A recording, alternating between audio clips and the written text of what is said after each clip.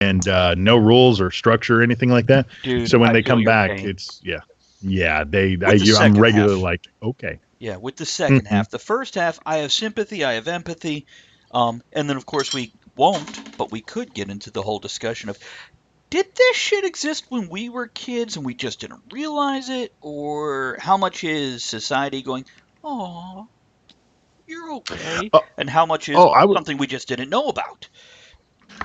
I was an annoying shit when I was a kid. So probably ADD and whatnot. Yeah, a little bit. My kids get it honest, that's for sure.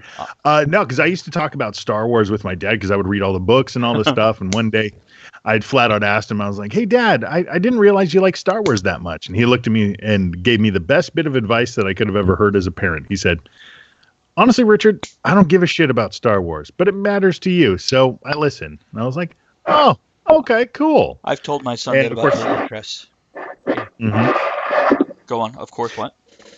sometimes it bites you in the ass when you're sitting there having to listen about stuff that doesn't matter and is dumb. But, you still listen because it matters to them, so they're learning. Right. But, yeah, having to occasionally drop the, okay, it's time to shut it down, kiddo.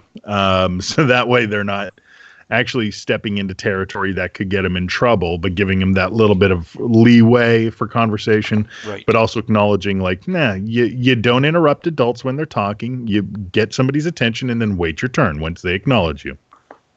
That's what I tell adults too. And by the way, Yeah, I've